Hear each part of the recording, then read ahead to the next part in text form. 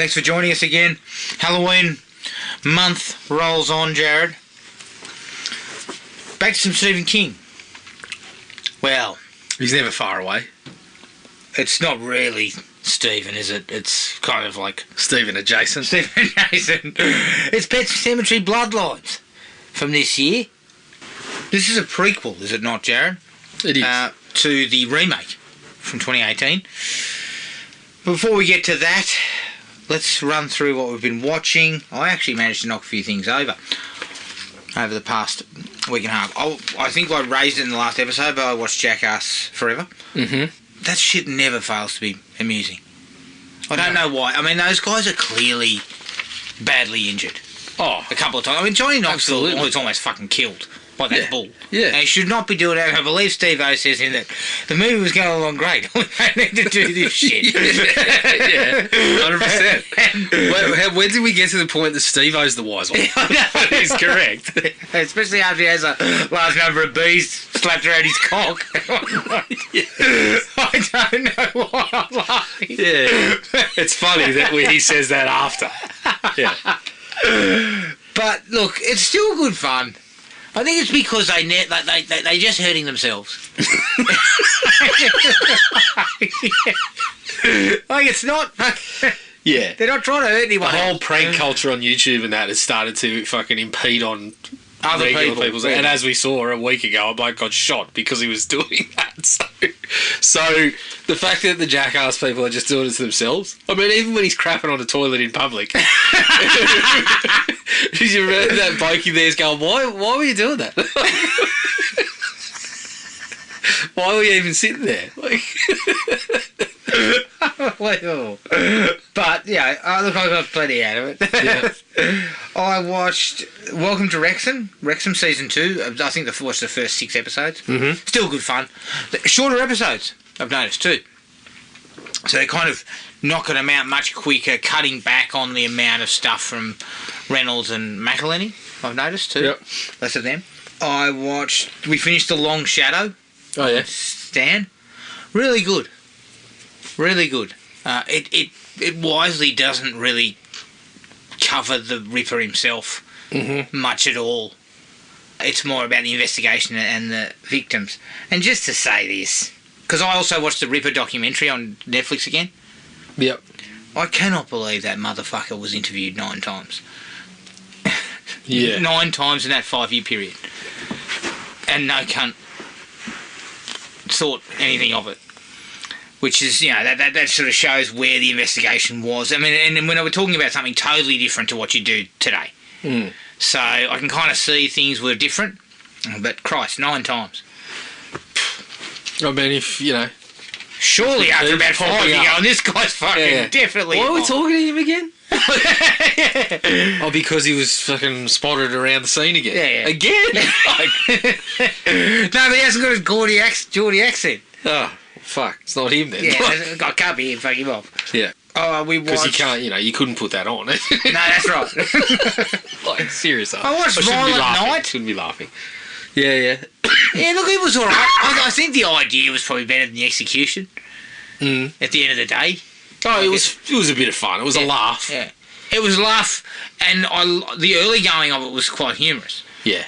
Where he was trying to just get the fuck out of there. Yeah. I mean, the opening the opening scene had me laughing for about 3 or 4 minutes. Like sitting there in the cinema when he's peeing off he's taking a piss off the bloody sleigh and all this sort of shit. Like, he's just a bit of. I thought it was funny when when you've got that magical Christmas movie moment where they realise that's fucking Santa Claus and run out the front and they get fucking vomited on.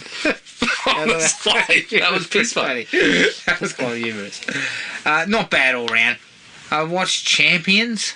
The Woody Harrelson.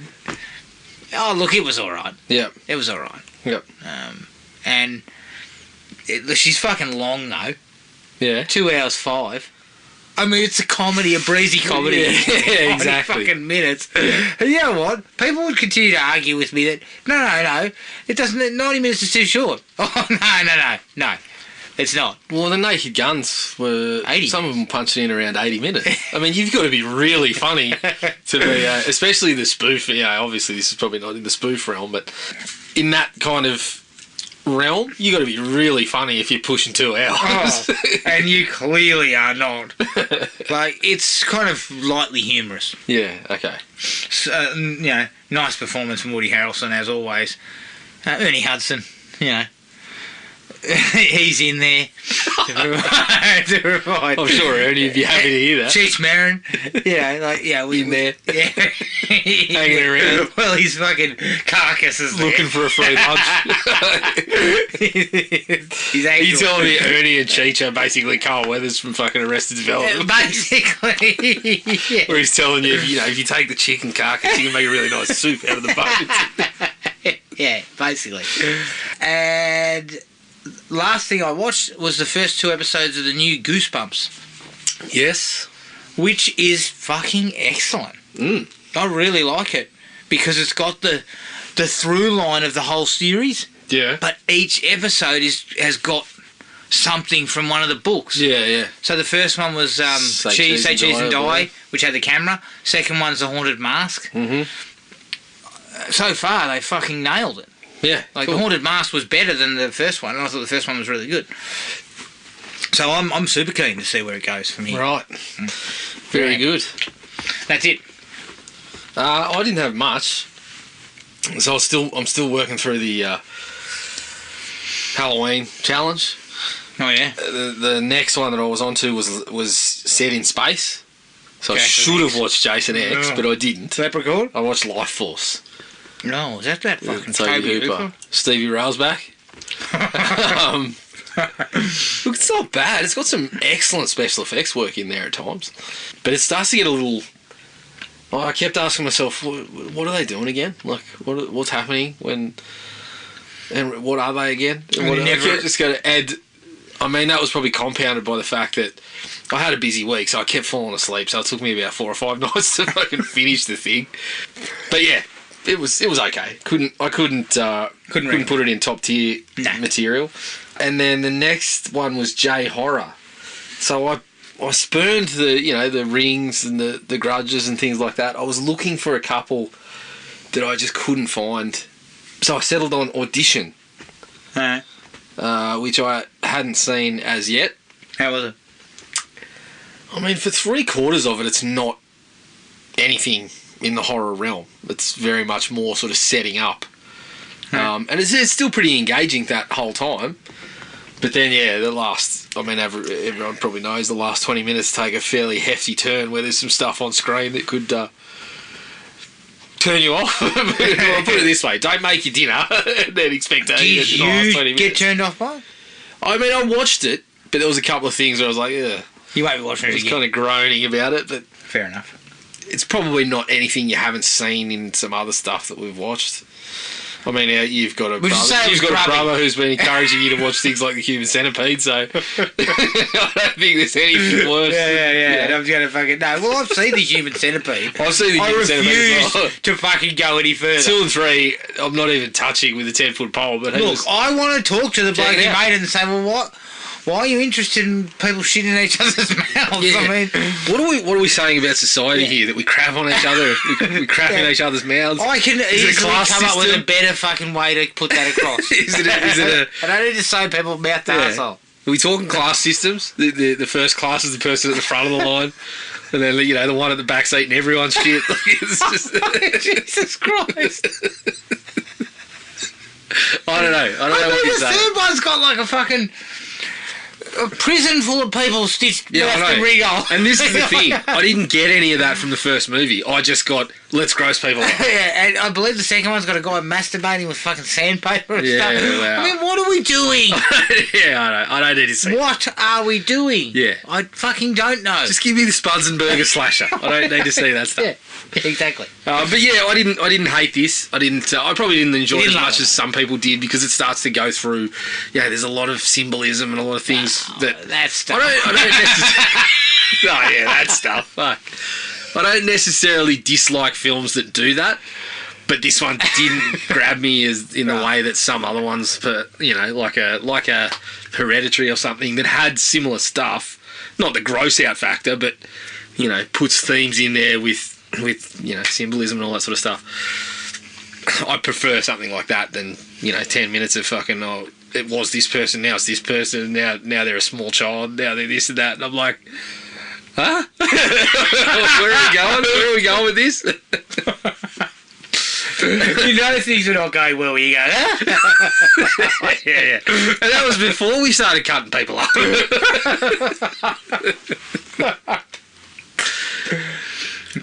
Problem. So that was it for me. Oh, fuck, mate.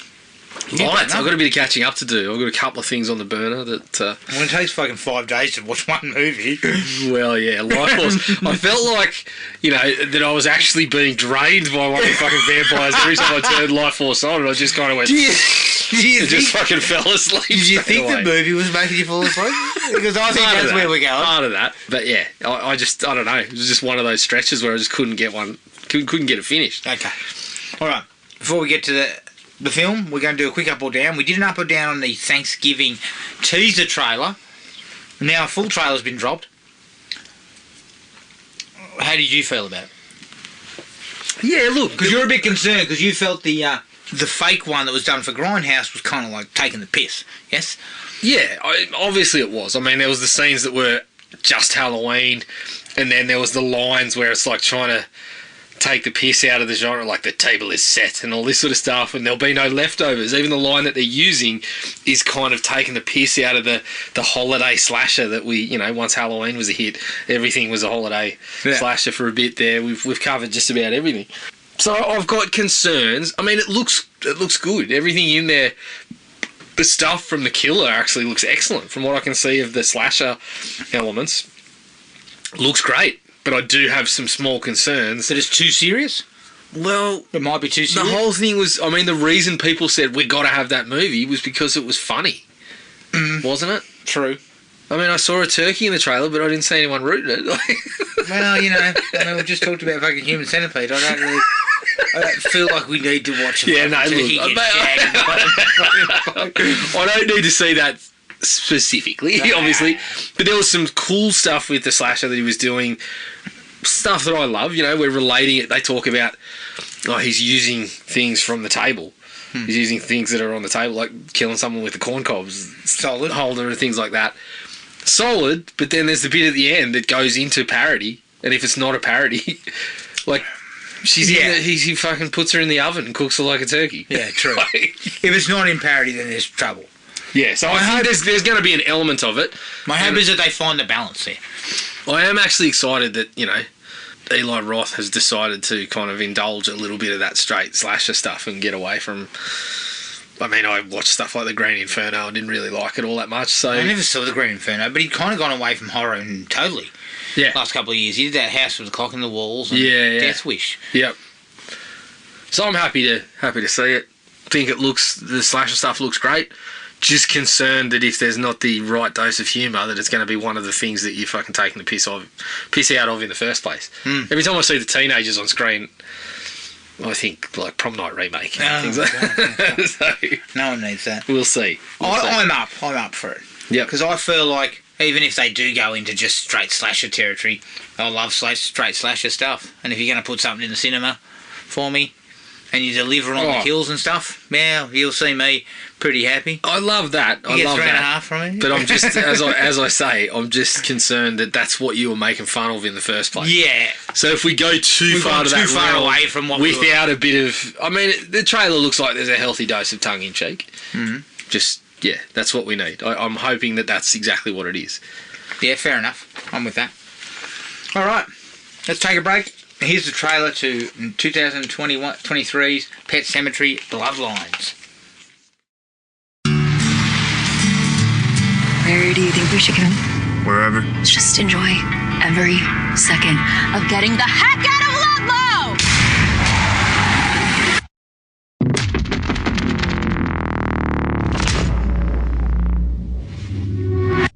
The hell is that?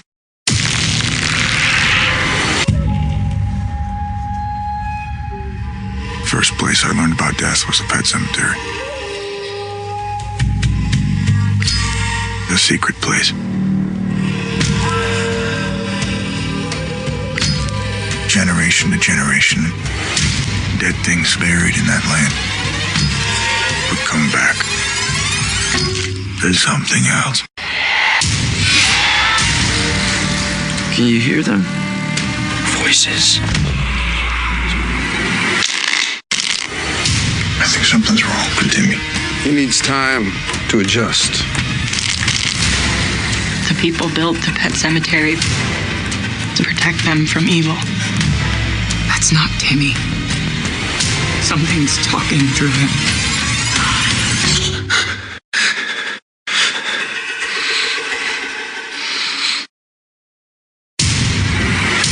Hell, what have you done? We have to find Timmy. Now stop this. I held him the day he came into this world, and I'm going to hold him the day he goes out.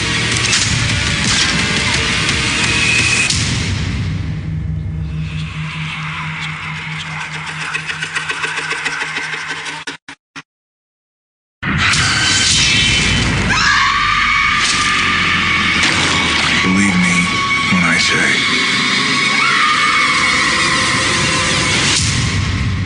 sometimes dead is better.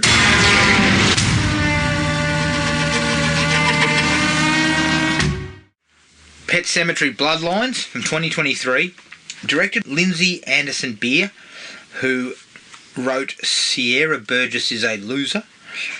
It's produced by Lorenzo Di Bonaventura, who produced The Meg, and Mark Varaden, who produced Infinite. It's written by Lindsay Anderson Beer, Jeff Bueller, who wrote The Midnight Meat Train, and is based on the novel by Stephen King. It stars Jackson White as Judd Crandall, Natalie Arlen Lind as Norma, Henry Thomas as Dan Crandall, David Duchovny as Bill Baderman, Samantha Mathis as Kathy Crandall, and Pam Grier as Marjorie Washburn. I don't know what the budget was. Couldn't find anything on that. And it debuted obviously on Paramount Plus. No box office. Now, the character Donna wields a scalpel as a nod to the original Pet Sematary, where Gage ends up wielding the same style scalpel. Alright, Jared. Thoughts, mate. Thoughts. Look, I was reasonably, I don't know if excited's the right word, but I was optimistic about this because, you know, when I heard that it was going to be a prequel, but they decided to flesh out the story that Judd touches on in the movies and the book, I thought, cool. Like, I'm happy to see that. I feel like they missed a lot of opportunity. They tried to go in a couple of directions that didn't really sort of pan out. As a result, it's pretty flat the whole way along. The killing stuff is just pretty bland. Most of it is fairly bloodless. They do a lot of the kills off screen. Like, they do a lot of cut away from it, things like that. So you don't even get... You're not even getting kind of like your standards. That no. You know, just to beef something up, you throw in a bit of guts and gore. And I hate to say it, even the direction of those stuff is like, you just don't get any scares out of it. Anything. Everything just feels a little flat. I give it some credit for some of the ideas that they started to go with, but I think it was a 2 in the end, and I'm probably being a little generous there in some parts. Yeah, look, it looked cheap. It takes far too long to get going. The direction's flat. The dialogue's flat. The acting's flat. I feel it kind of peps up near the end. And not because I feel completely the opposite. Not because I feel like it makes any more sense, because it fucking doesn't. Yeah. It doesn't make a lick of sense at all. But just because we finally get to some killings. Yeah. And a bit of sort of... I can't even use the word action, because I know I wouldn't have said it was that packed with anything remotely that interesting, but it's more interesting than what comes at the start. Yeah. From my perspective, I was on the flip side of that. I was more excited by the places they were touching on that they never really went to. I guess by the time we got to the end, I was just sitting there going, "What the fuck?" I guess for me, that early stuff didn't interest me because eventually it went nowhere. So it started sort but of the nowhere that it somewhere. Went was the third act. Yeah, correct. I'm not fucking. I am not. So once you got to nowhere, you were fucking loving it. No, but at least they were killing some people. For fuck's sake, somebody died in that back end, right? But you know what its biggest sin is, it's just boring. Like, Yeah, it is. Just boring. Yep. And you're making schlock.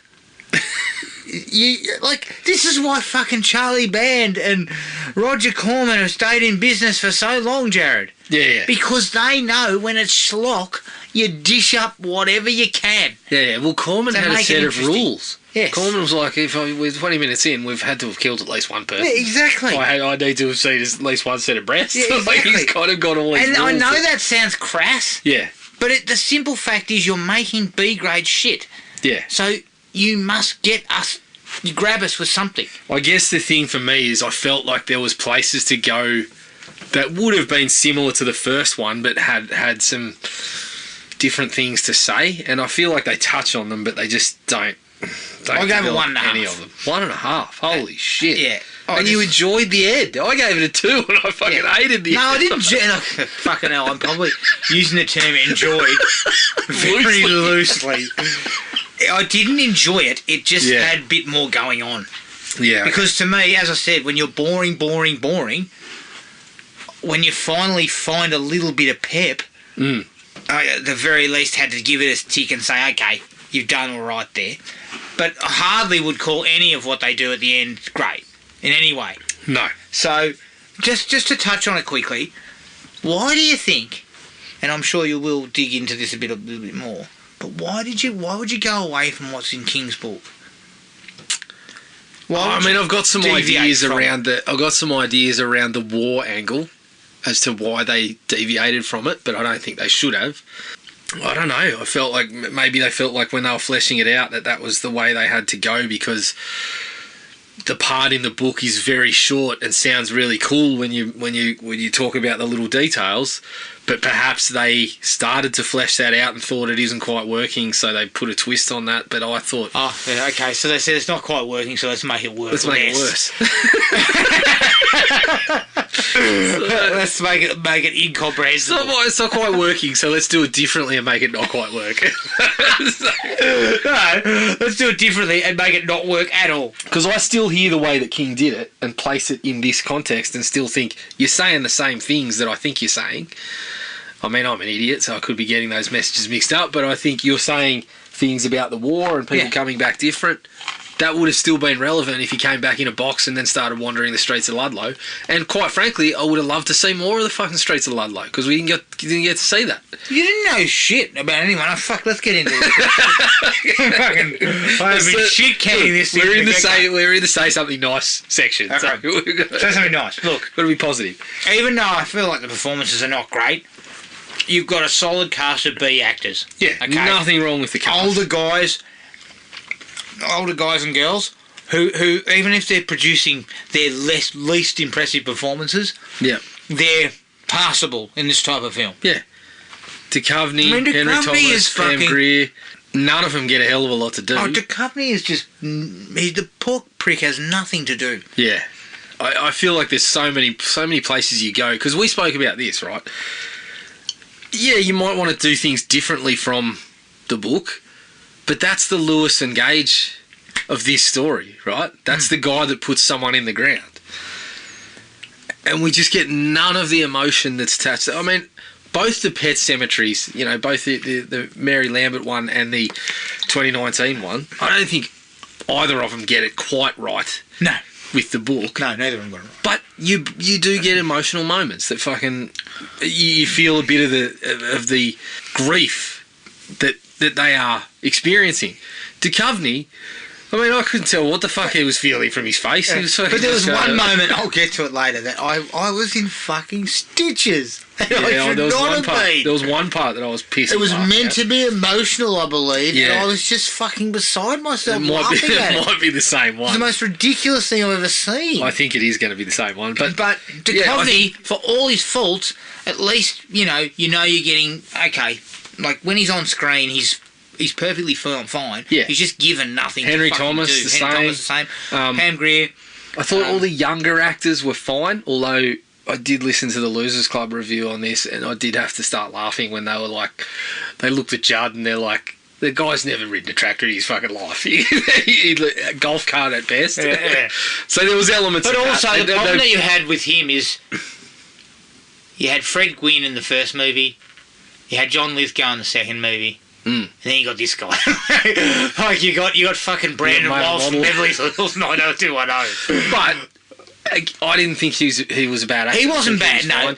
My favourite in the movie, I thought the best performance, or the one I enjoyed the most, was Manny. Well, he had the most to do. Yeah, He had the most... He had a little to get stuck into. Because they actually tried to flip emotionally. It didn't work. But I also didn't enjoyed... work worth a shit. Well, it was meant to be emotional with him and his sister. I felt like there were better angles to go. I'll tell you, that did work. That did work slightly for me for one reason, which I'll get to later. Okay. But yeah, the cast was totally fine. Totally fine. If anything, a couple of people, maybe you go in different types of people for the role. But I could have seen, if it was a well-written movie, all of the players doing the job. They would have been perfectly fine. Because I actually think some of the issues are directorial. Yeah. I don't think the director is a strong director at all. And I think part of the problem is you can't pull... directorial gig? It might be, but you can't pull performances out of these people. Like, they're good enough actors, but... Well, you're not getting it out of them. It's the same person. I thought the writing was part of the issue too. Yeah. So, yeah, I don't want to kick the writer director too much. No, but I but didn't feel like it was super strong in either area.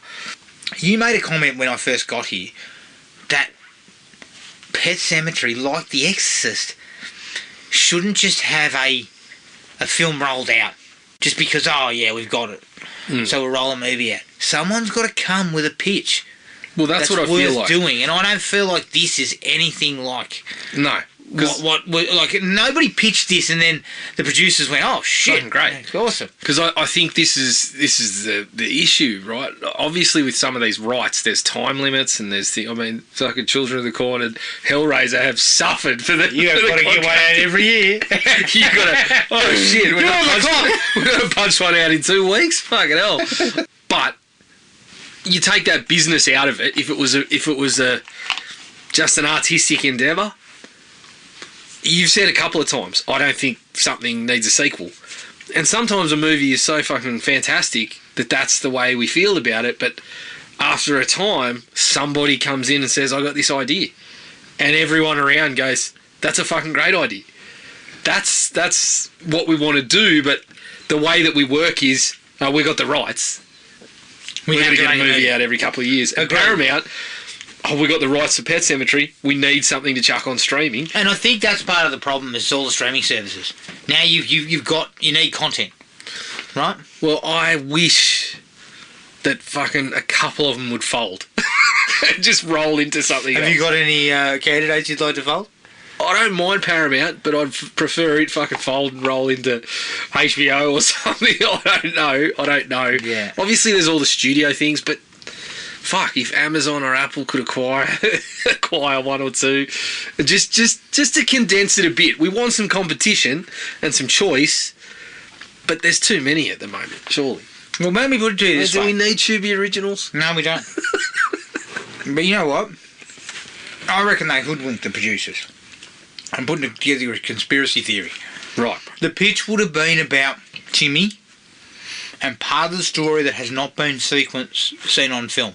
Yeah. Which is what that is. Yep. But I'm sure the producers did not expect this. No. Could come of it. Well, I don't know. I'll tell you what, mate, if I was fucking a producer and someone had given me this, I'd be just like... Can we talk to David Zaslav and figure out what tax breaks he used to fucking burn the negatives? Exactly. Keep the cash.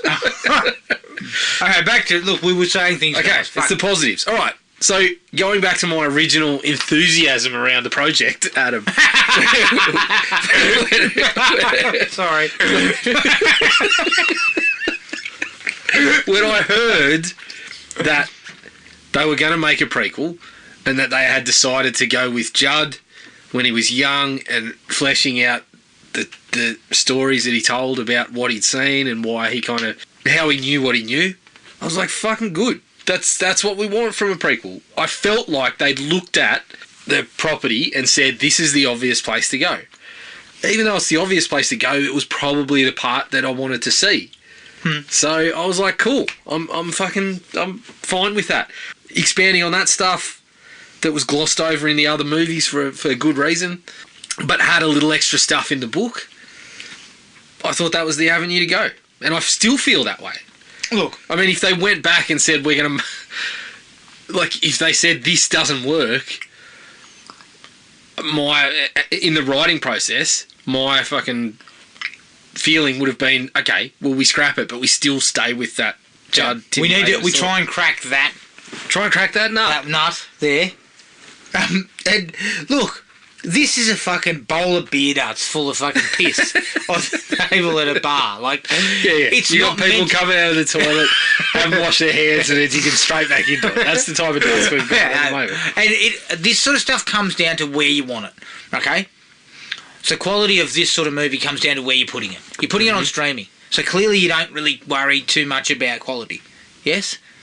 You know, because you're to a level. You still want right? reasonable stuff, but obviously... But if you were going to take this seriously and really give it a red-hot go, I mean, wouldn't you even approach King about where could we take this, maybe? Steven's far too busy punching out fucking 7 books a year at this rate. I mean, the guy should be smoking a pipe in a fucking rocking chair, and he's just punching out books. Well, he's fucking sober, Jared. Imagine if he was still on the coke.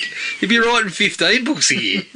Right. But you could approach King and ask him where he might have gone with this. Yeah. To expand upon it. But don't ask you to write the fucking thing. But that's the thing. This is where King had gone with it. Yeah. He'd already put it in the original book. So you have the conversation. You say, what else was there? We only want to talk. We don't want you to write it. We just want to have a conversation because we know your time is money, Stephen, and we don't have a lot of that. Says, fellas, we don't have a lot of it. I have not got time for you and your shit. Yeah. Just give me a check and fuck off. Stephen, give us 15 minutes. I'll take notes. That's all I'm asking. Okay, back to the fucking hell. We have gone slightly off track there. Let's get to the negatives to really cut into it. Well, I haven't. I've still got a couple of likes. Yeah, I know. So do I. Fucking washing us out. I've still got a few. I've always loved Sometimes Dead Is Better. Like, I think that line is just fantastic. Yeah, it's always been fantastic. Well, and even delivered by the young Judd in this. He's got the right voice for it and everything. Yeah. And it comes out really nicely and they lead with it. Yeah. Right at the start. Yep. There was actually a couple of good lines. There was another one I like later on, just, you know, really simple stuff, like Judd's dad talking about Judd and Manny. And he kind of just says to him, look, most of us only get one life. It's too short for unfinished business. A little bit of that sort of stuff. There's another one about children only children tell the whole truth and all this sort of stuff. There was a couple of reasonable lines in there. I was surrounded by some shit. Oh, yeah, there was a couple of turkeys. Don't worry about that. But yeah, that's where I felt like it was trying to go in the same places that the original was going. Sort of piggybacking on that, I thought, like, once I saw Timmy coming back from the war and them kind of choosing to use that to maybe touch on the PTSD stuff of veterans and tie that into the grief, like Duchovny's character, it's not the same sort of grief, but he's missing the person that they used to be before they went off to the war. I thought that was not a bad place to sort of make your point. Oh, yeah, no, don't worry. I think that opening kind of idea about Timmy coming back and then not being who he was, and it is touching on Vietnam, itself. Yeah. The Vietnam War, a lot of people came back and they were fucked from Vietnam. Yes. Right? Very obvious that, so it's an obvious analogy to what's going on. Yep. But it doesn't go very far. It doesn't go far enough because Duchovny is then not seen for ages. Yeah. And then Timmy, we just see Timmy fucking rambling on like an idiot. Around. Because, in the book, they talk about, I think it's the book, is where it's the only place where they dig into a little bit of what Timmy was doing. They talk about him wandering the streets of Ludlow and people knowing that he was dead, which I think they should have stuck with. But the part where they get Judd and the friends saying, we've got to fucking sort this out, and that's where he starts spouting shit that he shouldn't know, which I felt was kind of eerie in the book. Yeah. Again, we're taking fucking a couple of pages of material and stretching that out into 90 minutes. That's not easy to do. Yeah, but I still think there was stuff there, and the only time we get that eeriness to me is when he talks to Pam Grier at the post office, and he starts talking about life as a house is just another box. You just wanted to go and like a hang mailbox yourself and then a like coffee. your dad. Yeah, like all that. That was kind of cool. That was the one part I liked, and I didn't mind the part where Judd first goes back to the house, and he's standing there just saying, talking "How to long him would from you behind have? the door and- How long would you have lasted in combat?" Yeah, I felt like that was the only part. That particular one was the only part where they touched on the war stuff, and then the Pam Grier was the only part they got right. What was in the book, or the eeriness of the book about Judd talking about, Timmy talking about shit that he couldn't have known. Yeah, and look, I'm with you. A couple of those ideas had sort of potential. And they just briefly got part of it right here and there. There were a couple of gory moments. It's not super gory, but there's also a lot of carcasses and shit like that, which, again, that stuff's pretty well handled and is quite gross. Yeah. So they do get a little bit of that right. I said that they didn't quite deliver on that, but, yeah, there is a grossness to some of it, which, I was okay with. Yes, and there, a couple of parts in terms of that I liked. When Donna came back and Norma washed her feet and the fucking skin just came off, peeled off, that was cool. Yeah, that was a little bit more of that stuff would have been okay. And sort of segue into that, I feel like that's the best bit of the movie, when Donna attacks Norma in the hospital. That one wasn't too bad. That actually ramps up a little and feels like there are, like there's a little bit of tension. She's being followed. Yep. Norma is, Donna has killed a couple of people. Yes. From that point on. Why are they fucking super strong, though? I don't know. Because it turns into fucking... Because one guy's with his fucking entire head turned around. Yeah, I know. The guy in the hospital. I know. Like, why are we super strong? Well, I didn't think we were, but we are possessed by a demon of sorts. Okay. But I thought it was more of like a truth-telling kind of... And look, this is my last like. I just felt the finale, although not great, there's action. There is actual things happening. But there's not. There is. There's really not. We've got a girl. Tell me what happened. I fucking don't know, but I don't know the actual details of what they were doing, but exactly they turn up for a showdown. Nothing happened. They turn up for a showdown with Timmy. We've got some gunfights. We've got some shit going on there. People getting shot. Timmy takes it in the head with a flare gun. Yeah. Loved that. They turned up for a fucking, they turned up for a festival and they got fucking Meatloaf at the grand final. They got. Yeah, but you know what? At least they got an A-lister. Who delivered a C-list D-list performance. D. Fuck, that's probably being fucking generous to the guy. There are a lot of questions with that finale, though. But it wasn't exciting. It was exactly the same as the rest of it. The one you pointed out, the one in the hospital, was reasonably good. All the other kills were very unexciting. I mean, I don't know the fucking bloke being pulled under the stall. I mean, I shouldn't go into this now, but well, we're about to get in. Have you got any more dislikes? No, I don't. You got nothing else. I got nothing else. Holy shit! I think I was positive around the whole thinking behind the idea that they ran with, and a couple of the things that started to about do the kernels that were there. The kernels. They were unpopped. They were fucking unpopped, all right. They're still there. They're still in the bag. They're the ones that get stuck in your teeth. Yeah. Won't go away. Okay, dislikes. Okay, so we're talking about that. From my perspective, the bloke getting pulled under the fucking, what is it, the horse stall? Yeah.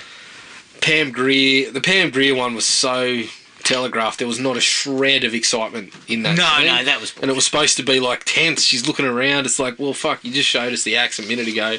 Yeah. He's just going to come probably with the axe.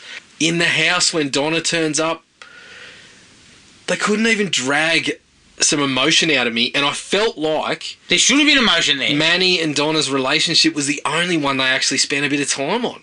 All right, let's backtrack. Got to go back to the start. Okay, we'll backtrack. Okay, firstly, piss poorly directed. Really poorly directed. Well, in the moments that count regarding like the tension, But just generally, a lot of close-ups, and I feel like a lot of shaky cameras, a lot of weird tilts and shit. I feel what are we like fucking perhaps doing? she was hamstrung because it looks like they were saying, we're not going to kill anyone on screen, we're not going to have a lot of violence. Maybe. But people have worked around that. Was there May, though? I think she Right. tried to with Manny when Manny was getting cut, but you didn't really see it. Yeah. But even that was just, it just fell a little flat. I just felt the whole thing was really flatly directed. Yeah. And it sort of showcases that you didn't come with a plan as to how you wanted this executed. Like, what did you want to get out of it?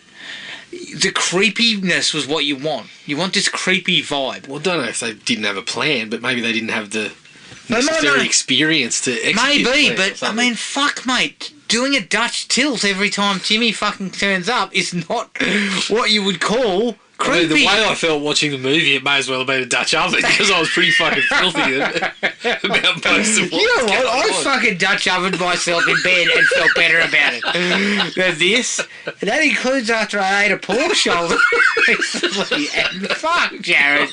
Let me tell you, I know this is off topic, but it was this close to a shit. So you could have actually cooked something under there. Is that what you're telling me? You would have eaten it, but you could have cooked it. It was like an easy bake oven for feces. Jesus Christ. Yeah, look, okay, maybe they didn't. They came with a plan, but yeah, they didn't have. And it's pretty clear she's not an experienced director. I think so. Yeah. But it just didn't. It didn't show on screen. No, it didn't at all. I love the idea of the prequel, Jared. I do, and I feel like you said, just looking for little pieces in King's book that we can sort of go with is the way to go. Yeah. Like, that was the right choice. But when you're making a prequel, but yet it seems to echo the same beats and stuff as the first one, it doesn't really do much. But it did it without any of the emotion. Yeah, there's no panache, there's nothing. Did it without the, the fact that Gage is a little different because he's so young, and there's the unfairness of that for the family. I guess there was a hint of that with war in general, that you're sending people off that didn't want to go and whatnot. But if you if that's all you're doing is basically making a very pale kind of imitation of it. Well, they didn't give you any chance to get attached to any of the characters. Even if you weren't attached, or you didn't understand necessarily. Well, of course Did you notice how they kept trying to understand. flash back to Manny, Timmy, and Judd being great mates, they and all did it it ever after was it was just them. But all it was them sitting around clinking beers and a fucking. They didn't do it until the third act. And you didn't hear any of them talk. You didn't get any sense of. I mean, you see Duchovny playing catch after we've had fucking 80 minutes of zero character development for him and his child, who you are supposed to feel the tragedy of. Yes. I didn't feel any of the tragedy of Tim. The only fucking tragedy I saw was this. The shit that was on screen. But yeah, like the flashbacks for me were a dislike of their own, because it's like, well, why did we even bother? Yeah. Because it didn't add anything. If you wanted to do that, do it early in the film. Fucking start it when they're young, so we get a chance to know that they were great friends. Because I didn't. Well, why not start with a quick 20 minutes of them as being young, build the town up. They're young. Timmy goes away to war. And then we come back. Could have done it. I mean, I think that would have been fucking much better. I wanted to see Timmy fucking shambling the streets of Ludlow. Yes. And I didn't get it. Bullshit. And I'm not gonna lie, this town is full of stupid motherfuckers that continue, Jared, against all good sense, to take their loved ones up into a fucking burial ground that's got a curse.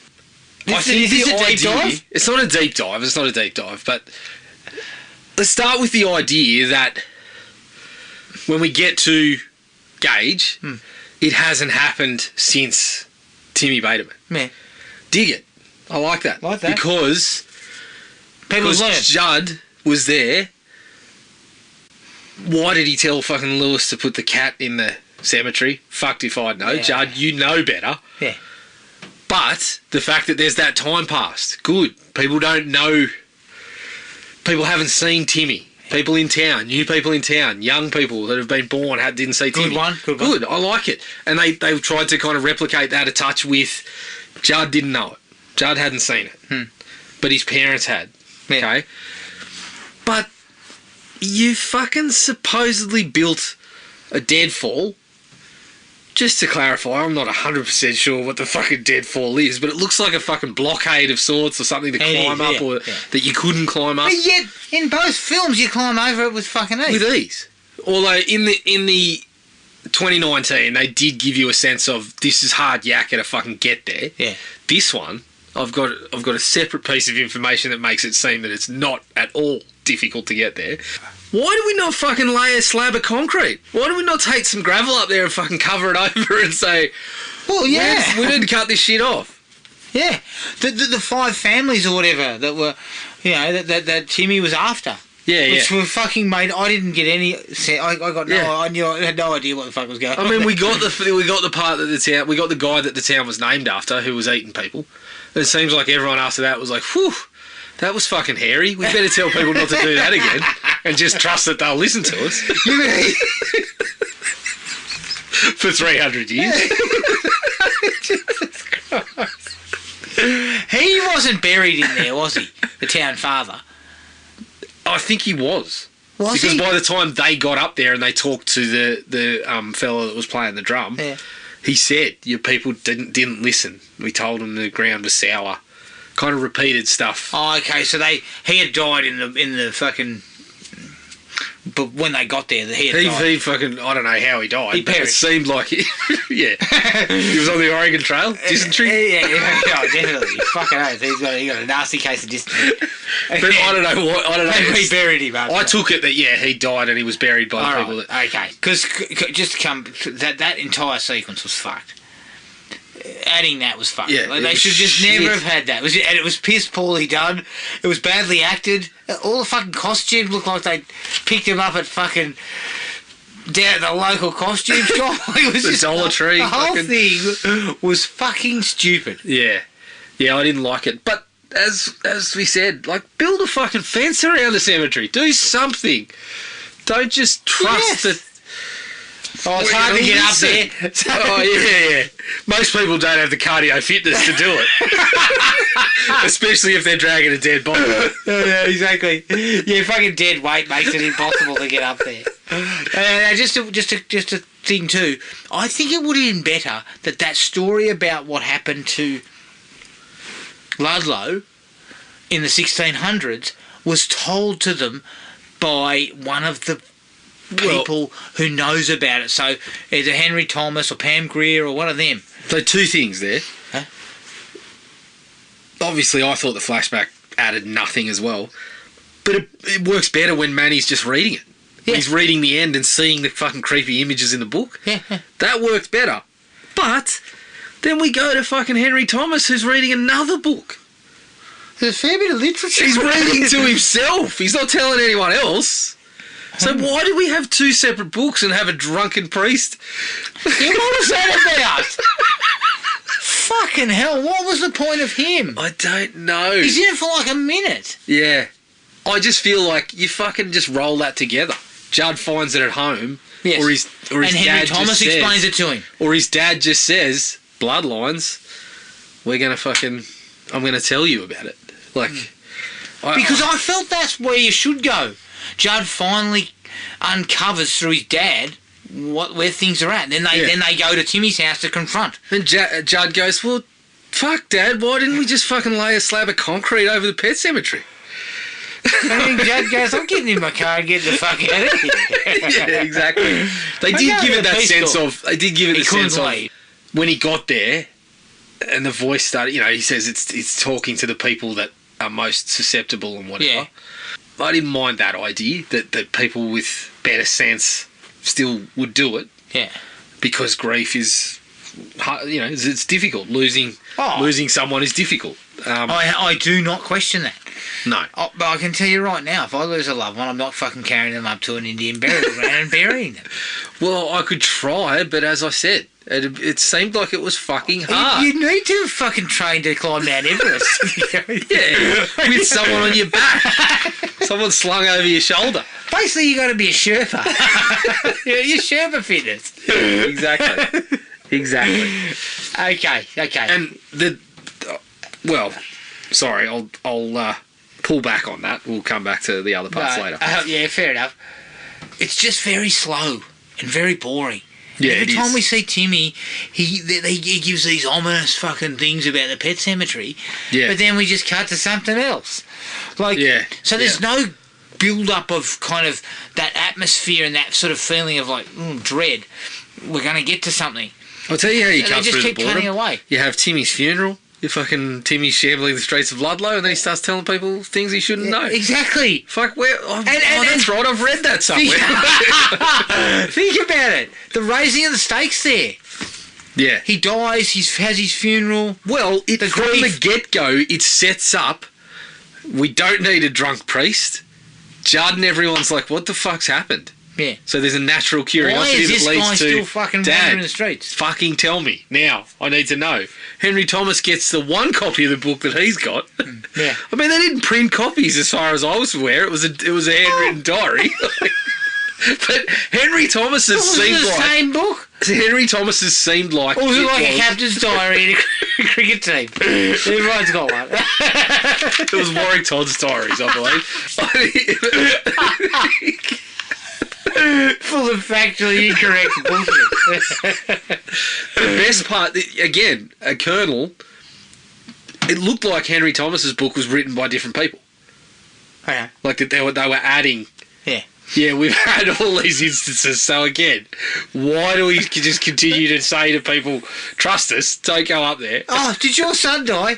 Head up to the pet cemetery. She's very Well, I shouldn't tell you about the Look, pet he's cemetery. going to come back as a bit of a fucking weirdo. Yeah, Okay. yeah. You'll have No, him for a man, few he more was a bit of days. an arsehole anyway, so what's the difference? But that sounds better to me. That there's a reason why they're saying we need to fucking know what's going on with that's Tim. right. That was written by Stephen King. I mean, that's why it was better. It's a natural Just guessing. through line, right? We went to the funeral, but here he is walking down the Yes, street. yes. And it's creepy. And we talked it. That brings David Duchovny in. We start talking about what the fuck's going on here. Genuinely creepy. Yeah, That I something think like, so. imagine starting with the funeral, right? Yeah. Build the emotion, build an understanding of the boys. Judd talking about 'Cause Judd sometimes and dead Manny- is better, going straight into a funeral. Yeah. Judd and Manny could be seen as emotionally wrecked at the funeral. And then suddenly their And mate. Manny fucking and Judd turn- reconnecting there. Yeah. Like, And then fucking bugging me if old mate doesn't come wandering through the street. yeah. I mean, like, holy shit, what's happened here? I think that sounds better. And I think you can work better with that. Does it? I don't know why you go. I don't know why we start with. Oh well, Stephen's got this in the book. What if we fucking change things? Like, why don't you start with how can we make that work? Yes. Because it already seems to work to me. Look, Stephen King's only one of the greatest authors of the last fucking 50 years. Yeah, yeah. But let's do our own Oh, thing. but Stephen wrote Maximum Overdrive, so we don't need to listen to but you it. know what? We know better. Yeah, of course. Yeah. We are Hollywood types, and Yep. we know a bit better about this than he does. The same, it would have made the intro worthwhile because the intro felt just like fuck. Let's get that stuff out of the way fairly quickly. Well, I'm Just heading to Judd the Peace Corps and all that talking, shit. well, just him. Yeah, him just talking over the fucking another truck driving through Ludlow. It just felt like we got to get this origin stuff out of the road. It made me think. Can you imagine somebody watching this without any prior knowledge of the other movies? Oh, Christ. If no. if I fucking at the end of it was going, Christ, You wouldn't watch this, though. wouldn't you? I thought that was the aim of making a movie that you wanted people to watch it. No, Jared, I'm going to be honest with you. You've given me the code to your Paramount Plus. Oh, no, I did not. No, that's right. That's right. I came across the code surreptitiously. I signed up. I paid my $45. I signed up to Paramount Plus. I fucking would not. I would unsign. There's not much on there. Because if I'd never seen Pet Sematary, I would never fucking seek this out. Never. No, but I feel like there's going to be someone who's watching this movie who then goes, Holy fucking shit. hell, I'm never going to watch Pet Sematary ever. Yeah, what though? All of them are on Paramount Plus. Yeah, I know. Including Pet Sematary 2. Yes. See, Pet I'm gonna punch Sematary through 2 is how you handle it. Pet Sematary 2 was stupid. Zany, off the wall. Silly as a wheel, but entertaining as fuck. And that's what you do. If you don't have anything new to say, Jared, just have a ball with it. But see, I felt what they were doing would have been fine. It would have been rehashed to a point, and it would have been, okay, well, there's not a whole lot new here. But you get the kills right, you get a little bit of the Timmy Bateman stuff, get some creepiness. Yeah. It would have been fine. Because Clancy Brown, a couple of times in that one, He's loving life. yeah, he's just going ape shit. He's loving it. So, yeah. I felt that was pretty bad. Where are we? Can I just talk about... You talked about the people in Ludlow. Can I single one out? I won't fucking bury people up in the wilderness. Well, every fucking household's got a corpse in it. Well, this was the living corpse. This was the most confusing part of the movie for me, right? Yeah. We spoke about the supposed difficulty of getting to the Pet Sematary, right? Yeah. We get the bozo. He's kind of the balding guy with the mustache, and he's talking to Pam Grier a couple of times. Yes. Worst character in the movie. Who's he? I don't know, but he comes up to Pam Grier and kind of goes, "Sheriff found an open grave, big enough for a dog, at least. Better watch out tonight." And I'm sitting there going, huh? I thought it was difficult to get to the Pet Cemetery. So you're telling me the sheriff's on a 3-day round trip. on what seems like a one police person town, and the sheriff's going up to the Pet Cemetery every night? He must. How would he know otherwise? And how's he getting there in rapid He's time? doing his rounds. But how? I don't know. How's he get up the deadfall in his fucking... I fucking don't know. He's on his own too. He's doing it every night, Actually, apparently. he's the worst character in the movie because he fucking doesn't even speak. The sheriff? Yeah. Well, he wait. fared better than this bloke because the bloke spoke. Oh, hang on a Because- second. No. He couldn't speak because he was rat shit. I think he'd been just recently fucking uncovered from the Pet Cemetery. But we go back to this guy. Here's my biggest problem. Here's where he goes from, that's a weird comment, and I don't understand how the sheriff's getting up there every night, to Pam Grier calls him up. Not fucking, 15 minutes of screen time later? Yeah. After he's told her, we better watch out. So he obviously believes in what's going on here. So he's part of the bloodline. She calls him up on the blower and says, Timmy Bateman quoted my dad's suicide note. He goes, Timmy Bateman couldn't have quoted your dad's suicide note. Really? You think Bill buried Timmy? Well, didn't you fucking tell me to be on alert last night or this evening, whenever it was?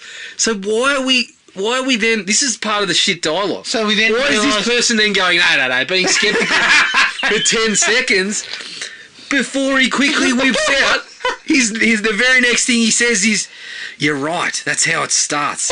Explaining, it starts talking about all these things. She said, you know how it starts. They know things they don't know, and then the killing starts. And he goes, you're right. I'm like, so why were you ever sceptical? You seem to know this. She told you, word for word, he's telling me things he couldn't know. If you've read that little package that Judd's dad's got, then you should have said, after being on alert the night before, fuck, we're on here. We've got a dead person wandering around the town. But you in that entire conversation too, you're saying, Bill buried Timmy up there. But that's what he said. Yeah. So, of course you should be on alert. Timmy's fucking in town. Yes. And he's a corpse. Obviously, this is why you're not the sheriff. Because you told me last night there's a hole big enough for a dog, maybe bigger. And then tonight I'm telling you, hey, something happened, and you're going, nah, couldn't have. Well, there's about three things that need to happen. Someone needs to get out of the ground. They start talking shit that they don't know. Then they start killing people. We've ticked 2 of those boxes. I'm telling you that. You're going, no, couldn't be. You really think he did that? Well, you told me last night step 1 was seemingly done. So. Put the pieces together, dipshit. That was the dumbest part of the movie for me. When it was, like, Ah. I was just like, why on earth would you have any skepticism in him? I would just have him saying, oh, shit. Yeah. Because then the very next step is, we better organise a meeting. He says, I'll organise a meeting. Well, you should have said that first. We just, fucking hell. Fuck. It's like Tweedledee and Tweedledum. And then to add to that, Norma gets attacked by the dog. Yep. Sorry, not Norma gets attacked by the dog. I'm talking about Pam actually Grier. Marjorie turning up. Holy shit. Turns up at the bar like she's just freshly been attacked. I mean, her face is just... It looks like she's just been attacked. And then all they can do is go, what happened to you? Oh, shit. I'm like, fucking hell. I was waiting for her to say, oh, the dog attacked me. And this guy saying, no, he wouldn't have buried him. You sure? Did the dog tell you something you shouldn't know? Because if he didn't, I don't believe you. But see, once again, look at it. The beats were all there. Yeah. The dog was buried first. Yep. Like, just like they did in the first movie. Yes. With the cat. Yep. Yep. And look, I know that I love my boy, but I've buried a dog up and it's come back and it's clearly fucked. Yeah, he's growling at me. He never used to do that. Oh, he's just not happy from he's just a little bit unhappy. Yeah. Mate. He'll be right. And I mean, He stinks like death. He used to drop his guts, but now, Jesus. I mean, he smells dead. Fucking hell. Yeah. Like, my child just died. Should I bury him up there? No, I don't think so. Bro, that's just Especially if he's a pretty full-grown man with army combat training. Yeah, that sounds reasonable. Okay. Touching on that, the kill scenes, they're all pretty ineffective. Well, you can't see much of what goes on. Donna was the big example for me because, as I said, I felt like her She gets and stabbed Maddie in the belly and then she runs outside and he just... into those fields and then that's just it. straight away gets caught. But I felt like that was the one that should have had some impact because they were the only characters that we got to see have a bit of fucking normal time together and have some normal conversations. But even then, it wasn't great, was it? It wasn't a lot because, well, they were side characters. That's what should have been happening with the characters we were talk supposed about to... getting sidelined is fucking Norma. Yeah. Well, Norma and Mrs. Crandall, because was it just me or Mrs. Crandall walked away when they were sitting on the couch at one point when Jardin and I can't remember his dad's name. Jardin and Mr. Crandall have the conversation about did you pay someone off or whatever.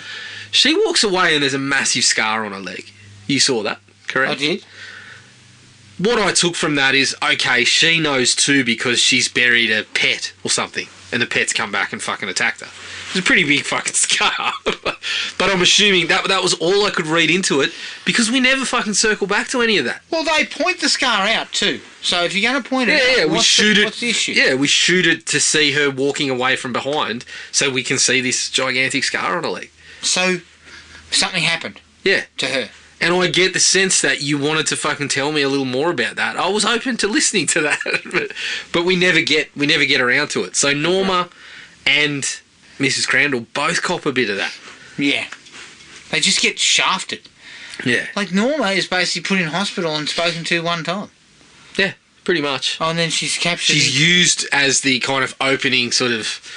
We fire the opening shot with the dog attacking her. And then she's then put into you don't even some need the sort of- dog if Timmy's walking down the fucking street after his funeral. Yes. She's then put in like a cocoon of like fucking goo of some kind later on. Why are we talking about that?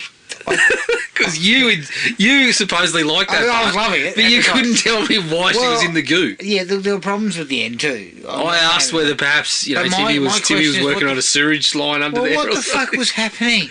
I don't know. He was digging tunnels down there. Don't know. So why was he digging tunnels? He got anything? But we also went with Stephen's part about we're burning the house. But again, we add this tunnel and the goop, and then Manny and Judd with Timmy, and by the end of it, I was like, why couldn't we have just had the fucking? Why couldn't we have just worked a way to end with Timmy and the dad burning in the house? Even though I knew that was going to happen, I wanted to see how we got there. That's the Duchovny interesting gives part. his life to fucking kill his own son. you know. Or something like that. That's how I expected it would go down when he said... Correct. That you guys set the fucking place on fire. After David doesn't want a bar of anyone. What was his name? Billy. Bill. Yeah. Billy, he doesn't want a bar of anyone during the film. And then he rolls up and goes, right, let's fucking wrap this up. Huh? Right. How do we get there? Good one, buddy. I'll tell you how we got there, and I think it might be the scene you fucking pissed yourself laughing at. Are we talking about the fridge? Yeah. Holy shit. Oh, I was in stitches as well. Your comedy cries after that. Like, I know. It's as if to say, what have I done? Oh, what have I done? He ate my fucking prime rib. I was going to have that for dinner. He's on his knees. He's on his knees in front of them. Oh, shit. He ate the Scotch fillet too. And gnawing on some shit. And I was just like... But the way that he's talking, he's like, yeah. It's fucking ridiculous. Yeah, it made me laugh. And then he gets up and goes, Timmy's not here. Yeah. And he started fucking... When he went to the bedroom and started crying, that was the moment where I was like, we're supposed to feel something here. Well, but we have nothing leading up to that. I feel zero. I got nothing. No energy out of that. But fuck, I laughed. And I did too. I shouldn't laugh, Jared. But you should have, because it was very funny. There's also a sequence that I always love in these particular movies. But Judd wakes up in the middle of the night and he hears something and he gets his gun and he goes outside. He goes onto the road. He looks down and he sees the photo on the ground. Mm. And then a fucking truck goes... Drives out of the way. I'm like, hang on, so you did not hear the roaring engine of a truck from, 100 metres away? Yeah, because Gage heard it, but he was just an oblivious child. Exactly. He accidentally ran in front of it. Yeah. No, but you could also, in the first one, Gage is running towards the road and the truck is clearly coming. Yes. And everybody can see it, and they use it as like a way to kind of ramp up the shit. Well, shit, will they actually get to him in time? No, I mean, so you told me, what, your head was so far up your fucking ass you don't know there's a 50-ton truck coming your way? No. Until it starts beeping its horn. Yep. Christ. Pretty bad. It looks really cheap too. Feels like a real step down because the remake actually made 113 million on a 21 million budget. Yeah. Well, I think the cheapness came out in what you were saying, that everything was shot really close and it didn't seem like perhaps they didn't have a lot of period sort of looking stuff. So what they did have, they just tried to keep stuff there and didn't expand a little bit because we didn't get a little town. That's what I'm talking about. We didn't get any sense of Ludlow other than a couple of houses we were visiting. That's your Stephen King bread and butter. Correct. The small town and the people in it. Much like developing the relationship when they were kids is your Stephen King bread and butter. That's what he's fucking fantastic at. He's writing those... That stuff would be in the book, but let's not use it. No. Don't worry about that. It's freely available. Don't even talk to him. He's fucking just after money. Look, last time I checked, he was a fucking dribbler, so let's just move on. Have you got anything else? I got one more. I just touched on the goo again. I still can't... I don't understand. I don't get it. I don't know what it was. Ancient Evil or something? I think it was Ancient Evil. Well... I thought a Wendigo would have another way to kill someone than drowning them slowly in mud, especially when they offed everyone else really quickly. Yeah, I've never in all of the Pet Sematary things I've never heard of someone being held hostage. Why was she being held hostage? Why her? To get Judd and Annie back. They were going to come back anyway. Oh, fuck's sake. Okay, what's the last thing you had? Last thing I had, I thought killing Judd's dad was bullshit because it just felt like that's where we were going. Yeah. As soon as they all rounded up, I was like, if that's where we're going, because we know it's not Judd, I felt like it wasn't going to be Manny because I felt like they'd sort of put that back together, and we knew it wasn't going to be Norma either. Okay, so nobody. So it was Judd's dad. I mean, it could have been Manny, but I just felt when we were going there, it was like, he's going to get stuck in Ludlow because he's got to carry on he's got to continue his dad's tradition of when someone new comes into town, go, hey, we've got a pet cemetery here that I'm going to tell you all about. Don't take anyone up there. Don't use it, but it's there. Unless you ask me, and then I'll help you do it. You know, maybe after 50, 60 years, I might come around to, we should give this another shot. See if anything's changed. But in the first one, was Judd not a piss pot? I don't think he was a piss pot, but I think that was... But that was crucial, right? That was part of... Judd and Lewis got together because they drinking just beers out the front of his sit out house on the porch, and this is how it all came out. So I felt, why not go with... Because that's what Judd's dad was doing. But he never had the conversations on the porch. It might have been too on the nose, but I felt like they all survive. And Judd comes around to, well, fuck, I'm going to sit on the porch with my old man. And well, the way I see that is it also explains more of Judd's character if you're going to sit on the porch and talk. yeah, because Lewis and Judd ended up with this father-son type connection. So I sort of felt like, okay, well, that's going to start with Judd and his dad. I wonder if they felt like that was too close and decided not to do it. Too close to the first one. Yeah, I think you were maybe already that's... too close, you stupid pricks. But so then, what does it matter? But then the idea of killing his dad, I just felt was equally on the nose. Yeah, doesn't he get a shotgun shoved through him? Is Yeah, that what it was? yeah. I The could Michael barely Myers see it. style, Oh, yeah. stabbed with a shotgun. As you said, where do they find the strength? Well, that's right. Because Gage had a little more strength, but so- it was more that he was just... I do remember Gage He was getting an fucking impish. thrown across the room. He was an He was like impish. Chucky. He just...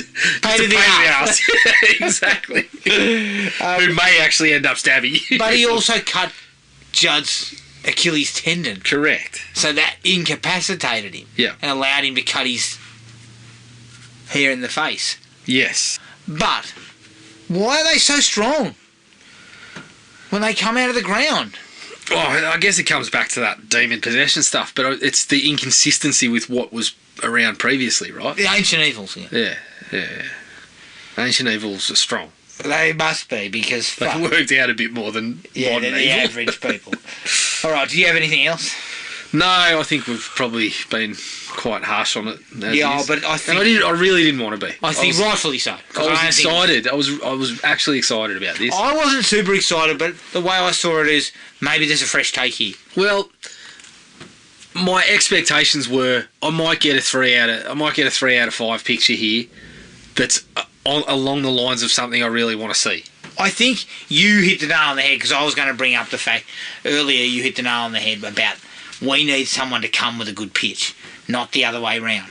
That we've got Pet Sematary, so we need to just pull something out of our ass. Yeah. But initially after watching this, I was in the same sort of camp as I felt about The Exorcist. I was like, well, Yeah. why the fuck have we got this? Well, it's all... Why do we need Exorcist films? Why do we need Pet Sematary movies? All that is there has been said. Well, the thing that it comes back to for me is, I think it was Paul Dini who wrote some of the stuff about Mr. Freeze in the Batman animated series. I heard interviews with him, or was sitting in a session when he was fucking talking to people, and someone asked him something about characters and ideas and stuff like that, and he basically said, I think it always comes back to that if you got a great idea, that's where it all starts. It doesn't matter what's been done, doesn't matter what's, and he kind of pointed out that Mr. Freeze was a fucking joke for years, and all it took was one good story to connect all this together. Yeah. And it fucking changed everything. So that's where it is for me, right? Like you So give me something fresh. Yeah. Don't just rush this shit out. you come out with someone who loves Stephen King, loves the property or whatever, and just thinks, well, that's not even a prerequisite. It's just a good writer who may have fucking seen Pet Sematary and said, and well, goes, what happens if we went in this direction? Yeah, I've got or an read the idea. Stephen King book and said, I'm going to take that and I'm going to flesh that out into a script. And I'm going to see Or I've how got a it's story played. that involves this character and this, but this is the take on it, and everyone goes, fuck, that's really cool. Yeah. And that's not what happened here. No. Unfortunately. They kind of skirted around the right idea, I felt but like didn't it was do the it right idea. correctly. Maybe I'm wrong in that, but I was kind of excited. I think you're for it. correct. I think they were in the ballpark of what would have made for interesting stuff. Right? The prequel, the angle with Timmy, all of that is conceivably, if done right, a really good way to connect to the original. And to me, would have felt less like a cheap, let's just make it for the rights. Yeah. I mean, it still is, but if you're looking at that particular story that's been in all of them and saying, let's go there, at least you're looking in the right direction. Agreed. All right, that was Pet Sematary Bloodlines. You can find us on iTunes, Spotify and Podomatic. Send us an email at thrillme@iinet.net.au. We're on Facebook at Thrill Me Podcast Australia, Podomatic at thrillme.podomatic.com, and Instagram at ThrillMePodcastAU. Keep an eye on the Facebook page for details of the next film, and again, it's October, so expect horror for the next couple of weeks. But until then, take it easy, everyone, and we'll catch up with you later. Cheers. Find the podcast at Podomatic or on iTunes. Don't forget to rate and review. Like us on Facebook at Thrill Me Podcast Australia, or contact us at thrillme, all one word, all lowercase, at iinet.net.au.